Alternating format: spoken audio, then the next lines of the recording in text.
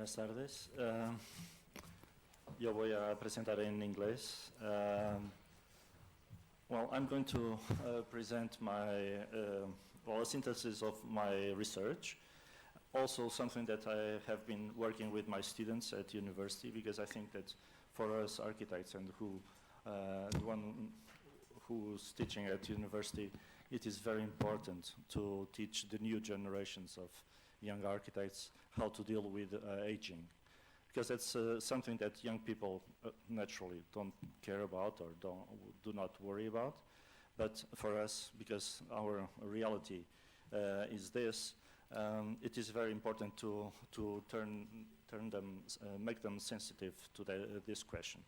I'm not going to present specific cases for Alzheimer. I'm going to present research on aging and housing for the elderly. How to adapt housing so that people can live in their own apartments, in their own homes, as long as possible, because of course they will reach naturally a limit when, for health reasons, it could be Alzheimer or others, they will need to be transferred into institutions. But I think that should be the last stage of living in a house. So that's why it is called Home Bittersweet Home, because we all know home sweet home, but there will come a day when home will not be so sweet. It will be a little bit bitter because of age or other issues that will prevent us from living there. And it will be focused on this area of Lisbon because it's very central, but it is a very aged area of Lisbon. So they are modern buildings, but with a very aged population. And in Portugal, we have this situation, which is the demography. So you can see that in 1960, we had a perfect pyramid. In 2005, we had already a deformed pyramid, and this is the tendency. And here we see very clearly what happens in Portugal. From 1960 to 2005, our population was slightly increasing, even though children were already decreasing. But from 2005 and thinking about 2050, the predictions are that the only age groups that will grow will be old people of 65 years and above, or very old people above 85 years old. All the others, that is active adults and children, will decrease, and the overall population will decrease as well. So this is a problem that we need to face. And in this sequence, you see how this will evolve in the next decades. And this brings us to this graph, which is, I think, very important, because this shows very clearly what we should care about. People, all of us, when we are born, we are all pretty much similar. So when we reach adult life, we start becoming different. Some people will have this path. They will die quite independent, totally independent and healthy. And other people will soon decay, and they will reach the older age at the disability threshold. This means that these people will live all their old life, their later years, under full dependency, and they will die in this stage. So we see that old people are very different from each other against babies and young people who are very similar. And this happens with housing and with our personal life and our experience in life and in housing. So the big question is this: should we move out when we reach old age, or should we age at home? If you ask old people, everybody, even the ones who are in home care or in institutions, they all say that they would rather stay home. But the question is the home prepared to to have them. So I researched on assisted living, that is residence where people have their own apartments, but they have supporting services that allow them to have social interaction and other supports. To learn what we could bring into study. And studying the 21 cases that exist in Lisbon, which are these ones, and you'll see now in a quick sequence how they are different from each other in size, from the period they were built, or even new buildings, or big buildings, small buildings, very different kinds, even the location. That's very different. But even studying from international cases, from literature, cases from United States of America, and from Europe and Japan, and of course Portuguese cases, there's something common, which is they all, besides the apartments, of course, they always have a living room, a dining room, a kitchen, and a nurse station for support. So how can we import that into normal buildings so that maybe they can become assisted living facilities? And here, in this image, you can see just one case study that I'm going to present. I have, of course, others, but I'll show just this one. So it's a group of 8 buildings, similar. They're all equal. But they're here, and in a walking distance from the building, people can walk to the hospital, or to the nurse school, or to the park, or to the university campus here, or where there's also a psychology college, which could also give some support. From here, they can walk to the metro station, to the commercial area, to the supermarkets, to the church, to the traditional market, or to the park. So in a range around the building, because it's very important that people are not closed in their own house, they should go out, of course. It is very important. But to go out, the outside space must be prepared. And so we use a checklist to see what the problems were and what solutions could be introduced into the public space to solve the problems, like pavements or some urban equipment that would be lacking. And I'm going to show you now these buildings, these ones, these 8 buildings. And these are the buildings. So apartment buildings aligned in the avenue with small one-story buildings for commercial areas in between, with urban paths under the buildings and along the avenue. On the opposite side of the avenue is a bicycle lane connecting to the university campus, and then the problems come. Not necessarily this one, but this might be the worst case scenario when there is a problem and people are on a wheelchair. Suddenly, something that was very easy and familiar and normal, like reaching the tap, it's impossible. Or making a cup of tea becomes impossible. And so the question is, once again, should they move out or stay? I think the best would be to stay if the house can be prepared, and the furniture can also be prepared for that, so that let's say a normal person without health problems can use it normally, or some furniture pieces can roll out so that a wheelchair can roll in and people can have access to the tap or access to the objects that she needs, or even the window height so that they can be sitting but looking outside. And an example of a kitchen transformation, so this can come out, or if it is a normal family, this can be all filled with drawers and cabinets.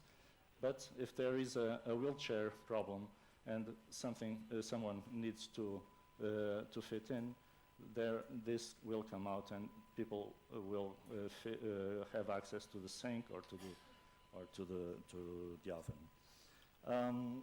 And the same problem, of course, comes with the bathroom. This is a big problem. Nobody wants to have a handicapped bathroom at home unless they need it. but it's a depressing idea.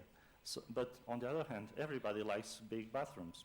I don't think anyone has anything against it. So the question for us architects should be how to design a bathroom so that it is a very comfortable bathroom, big enough while we're healthy, but if the day comes and we need to have a wheelchair instead of having cabinets, we can have the equipment we need for a wheelchair to use the bathroom. So looking at the buildings, this is the ground floor of the existing building, already with adaptation. So this is the entrance, which is mainly, basically it's a glass box, which would be a nice place if there were some seats for older people to wait for a taxi or wait for a relative who comes to pick them up by car, and they are there protected from the cold or from the wind or whatever, or even just sitting there watching outside the street. But, sorry. But the storage could be a place for parking bicycles or even motor wheelchairs in here. But the elevator, of course, is necessary, and it should have space for a wheelchair. And this here used to be Portero, the building caretaker apartment. So this could become now an office for the caretaker, but now with different tasks to help people who are living there, and even a nurse office or for a massage or even a medical care if necessary. And the upper floors. Of course, these ones are very big apartments. These are 5-bedroom apartments. So you can easily imagine that 5-bedroom apartments is for a big family. So what happens, and we saw that, my colleague talked about that before, when it becomes what we call an empty nest, when there's no kids, nobody's there, so it's just the old couple or even one person if the other one dies. It's a huge house. So the idea is to have small interventions. What you see in red is new, and what you see in yellow is a demolition. So with small interventions, the idea is to create a private bathroom for this room here, a connection directly to this living room, which is connected already to the kitchen. And we see in the next slide, we see how this could become a shared house, taking advantage of the vicinity of the university campus.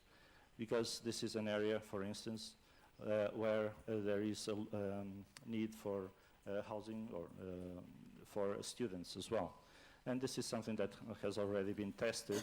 And so it could be easily an opportunity for people who would remain in their house, but share the house with younger people, have that social contact and opportunity.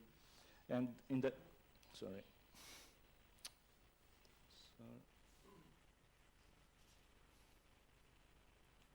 I'm sorry. In that sense, the yellow part would be the house for the older couple, let's say, with their bedroom, private bathroom, private, let's say, living room, access to the kitchen, and also an extra room for a relative or for a nurse or for a visitor who could be here.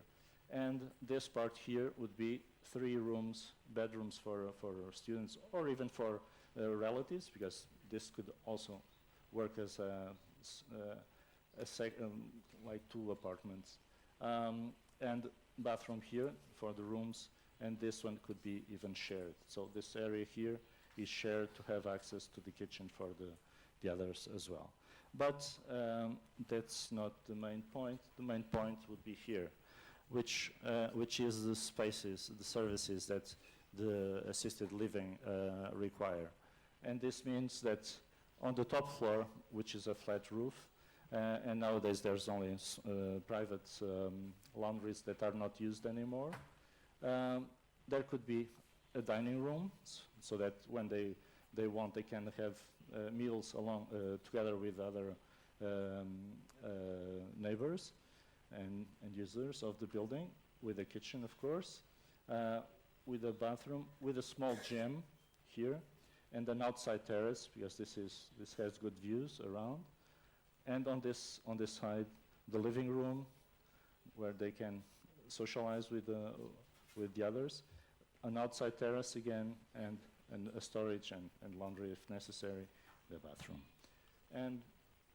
And this shows how the transformation would turn this depth, this is a space syntax analysis, the depth of the apartment, the same apartment, just by opening those connections that I explained before, becomes much more shallow, and so space is more reachable for the residents. The other buildings, because there's two types of buildings, this one here is in the same street, same kind, but a different type, are smaller apartments, just 2-bedroom apartments. So actually it's 2 buildings together, so as you can see here. And of course, because there's only 2 bedrooms, one of them would be for the older people with connection directly to the living room and to the bathroom, and the rest would be shared here. And on top floor, in both cases, this, which is a promenade, a walking promenade.